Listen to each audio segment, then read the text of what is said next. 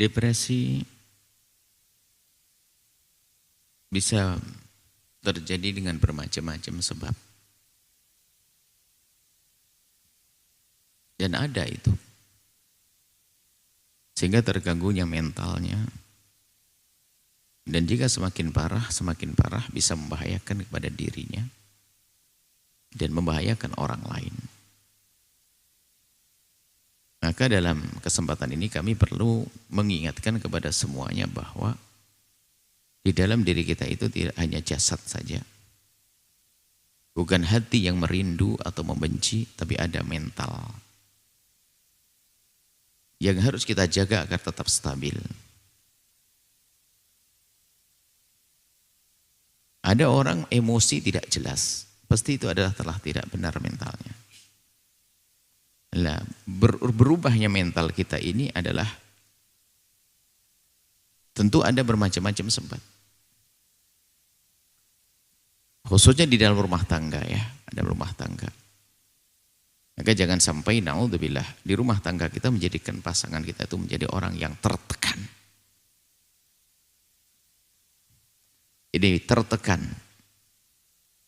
Ada seorang suami tertekan dengan istrinya. Dari tuntutan dengan bermacam-macam perilaku. Sehingga seorang suami kadang sudah tidak mampu lagi membahas di rumah tangganya. Kalau dibahas pun pasti ramai. Jadi seorang istri yang tidak peduli, tidak menjaga perasaan suami. Ada juga seorang suami yang menjadikan istrinya tertekan. Berarti ini bukan hidup sehat itu. Hidup rumah tangga kan harus saling memberi kesenangan, meringankan beban pasangan. Kenapa kok hidup kita menjadi membebani pasangan kita? Coba dikoreksi. Meringankan beban kan bukan harus kita ikut dengan visi kita bekerja. Seorang suami kalau memang ternyata, mohon maaf, tidak terlalu bisa membantu istrinya karena dia bekerja dan sibuk dan sebagainya. Kemudian tidak bisa merawat anaknya di rumah. Akan tapi kan bisa meringankan beban istrinya dengan kata maaf, lembut kata dan seterusnya.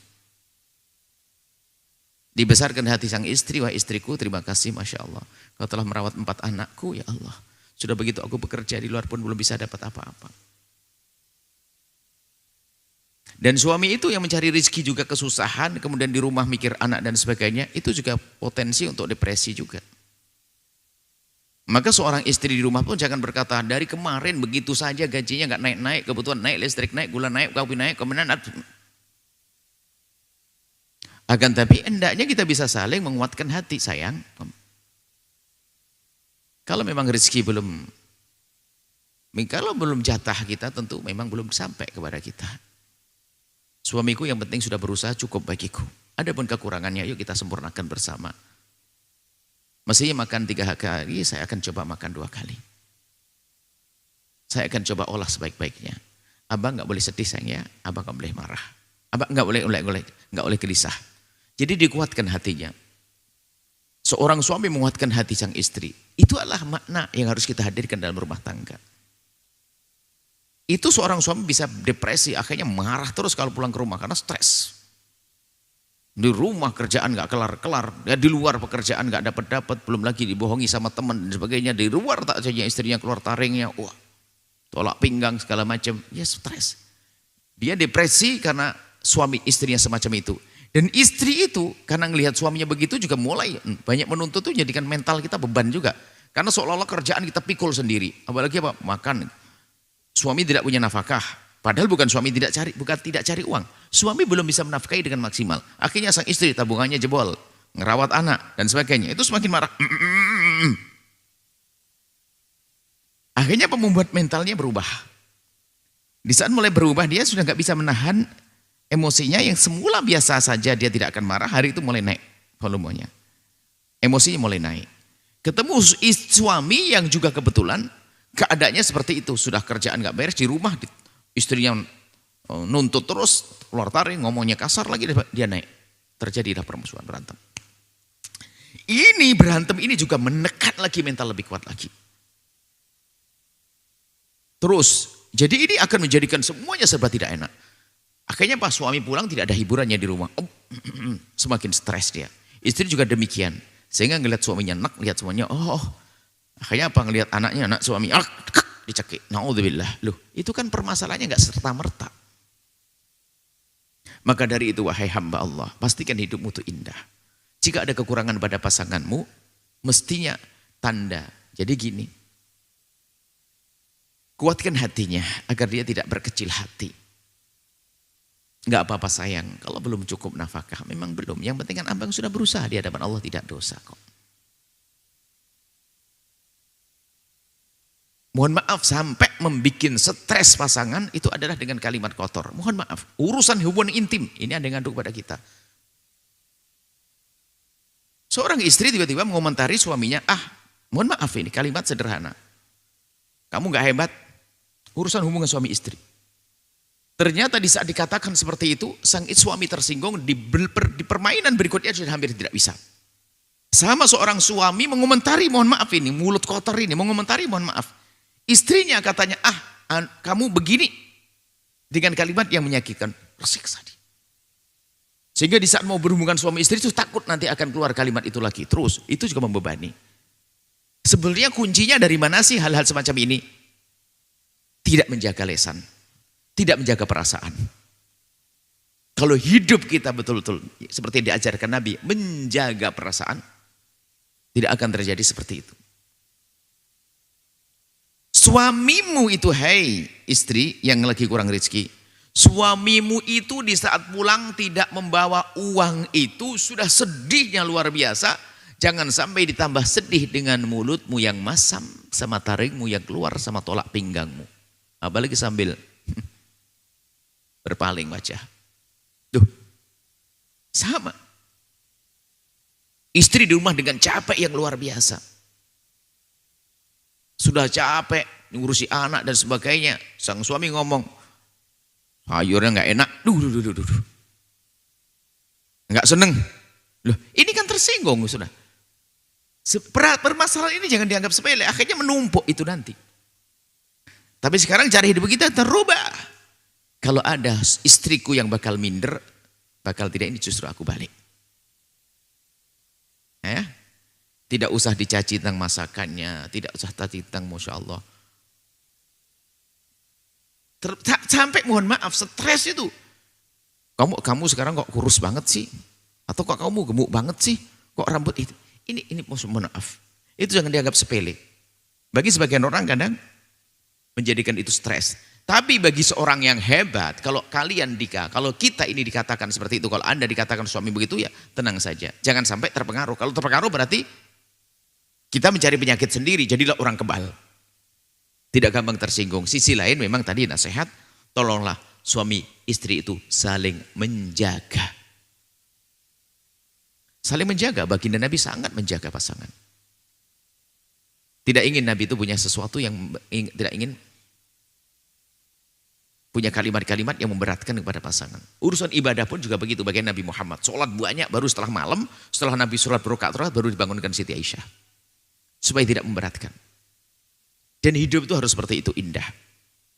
Nah kemudian, setelah kita mengerti ilmu ini, jangan sampai kita itu sukanya kita membani. Saya ingatkan pada suami, ngandung itu berat loh Pak ya.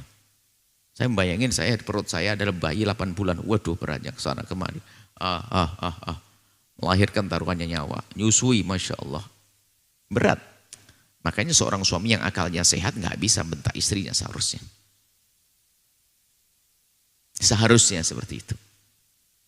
Biarpun ternyata istrinya punya perilaku yang tidak tepat cerewet. Ingat bahasanya dia telah mengandung anakku berbulan-bulan. Tidak, aku harus sabar sesaat. Sehingga dengan sabarnya, dengan akal cerdasnya, emosi istri juga makin terkontrol. Karena apa? Tidak mendapatkan reaksi. Jadi sekamnya itu bara apa? Kayunya itu tidak kena bakar. Jadi aman. Nah seperti itu. Dalam hidup itu seperti itu. Kemudian menjadi beban itu kalau menganggap dari anggapan sebetulnya, berat itu dari anggapan. Contoh merawat anak. Ada seorang bertanya kepada kami, dengan nada emosi. Buya, gimana sih sebetulnya itu tentang kewajiban merawat anak? Apakah memang suami itu nggak ada kewajiban merawat anak? Maksudnya Ibu, di rumah itu yang merawat anak saya, mandikan saya, semuanya saya. Ini perempuan. Ibu, seorang ibu bertanya. Dan dalam hati saya memang laki-laki itu salah membantu anak istri aja, saya tidak. Cuman saya yang memberikan pertanyaan kepada perempuan tersebut dengan pertanyaan sederhana. Ibu, itu anak siapa? Dia hanya ngomong anak saya. Loh, terus kan anaknya ibu, kenapa ibu pusing? Tapi kan sudahlah, anak ibu kan. Legakan hatimu dengan kesadaran bahwasanya itu anak ibu. Sehingga biar ibu tidak menjadi emosian kepada suami. Nah, baru nanti masalah menyadarkan suami, ingat suaminya babnya beda. Nah, jadi depresi di keluarga itu permasalahannya adalah tidak saling menjaga perasaan. Atau dia sensitif, gampang tersinggung. Makanya jangan Anda gampang tersinggung. Kalau memang pasanganmu suka menyinggung perasaannya, anggap saja itu kayak duri. Memang lidahnya kayak duri. Ya sudah, kalau memang sudah tahu kayak duri begitu ya tinggal kita bagaimana menghindar saja. Yang sudah tahu memang sifatnya begitu. Kan ada orang baik hati tapi lesannya tidak baik. Kalau memang sudah begitu ya jangan dipikirin. Kita menguatkan hati, menguatkan mental. Biarpun itu salah, nggak benar. Makanya jangan sampai kita ini nyuruh orang sabar. Kita sendiri tidak mau mencoba untuk berperilaku yang baik. Ini, kamu harus sabar. Memang aku begini dong. Ini kan kurang ajar ini. Iya, kalau sudah kamu sadar begitu, berbuat dong. Memang nasihati harus sabar juga sah. Tapi kita sendiri berubah. Di rumah kita, kalau di samping rumah mungkin. Kita rumah, di dapur rumah kita tuh ada satu lantai. Cuman di situ mungkin karena rumah pegunungan ada batu yang nonjol begini. Sehingga mau dipangkas nggak bisa. Ditinggikan terlalu banyak. Sehingga itu kita pernah kesandung. Dia juga keturuk sampai tumpah. Coba jatuh kita. Jadi kalau kita ngelewati itu tinggal minggir saja, nggak usah marah-marah. Gara-gara kok batu tuh. Ini batu kurang ajar. Itu stres dari kita. Sama kalau suamimu yang ngomongnya kasar, tapi kan dia ada baik hatinya juga. Jadi jangan gampang kita itu menghitung satu demi satu perilaku pasangan. Anak saya, ini saya, nafkah saya, nggak dapat ini. Loh, dia tidak beri nafkah bukan karena tidak mau, akan tapi karena memang dia tidak bisa. Memang kalau kemudian permasalahan, anggap suami saya pelit. Pelit. Baiklah, suamimu pelit. Oke, pelit. Tapi jangan sampai pelitnya suami itu menjadikan kau stres. Nah, kalau selagi dirimu sudah punya uang ya kau cukupi. Ada pun masalah permasalahan berlanjut atau tidak, ini nggak usah pakai gampang stres-stresan. Jadi kita perlu pandai menghibur diri kita hari ini. Karena permasalahan terus akan menumpuk, itu menjadikan rumah tangga itu tiba-tiba berantem tidak pakai. Permasalahan sedikit ribut, permasalahan ribut, dan itu jangan sepele. Ributnya itu akan menjadikan semakin kuat tekanan depresinya. Tekanan mentalnya itu. Akan menjadikan sebab, seorang ibu kenapa membunuh anaknya. Bahkan kenapa mungkin bercita-cita membunuh suaminya. Atau mungkin na'udzubillah bunuh diri, lihat di mana tempatnya, neraka. Jadi gak akan seorang punya iman masuk wilayah bunuh diri. Dia ingat Allah kok. Nah karena kalau bunuh diri, biarpun sebesar apapun depresi, itu sebetulnya karena dia sudah tidak menganggap tidak ada solusi, tidak ada Allah. Sebesar apapun depresi, makanya jangan masuk depresi. Jadi kita harus pandai menghibur diri.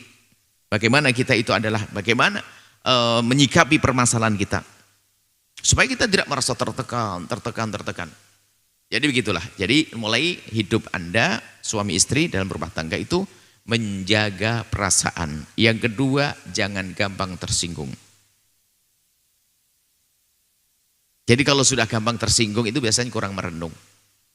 Dibilang begitu sama suami saja kok langsung wah sakitnya habis-habisan. Tidak selesai-selesai. Berarti dia tuh sensitif.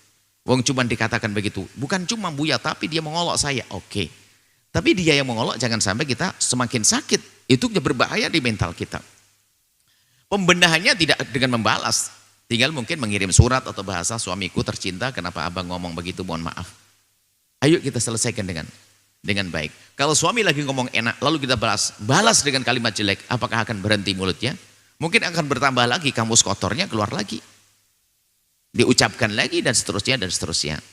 Itulah jadi harapan kami dalam rumah tangga adalah yang pertama adalah menjaga perasaan.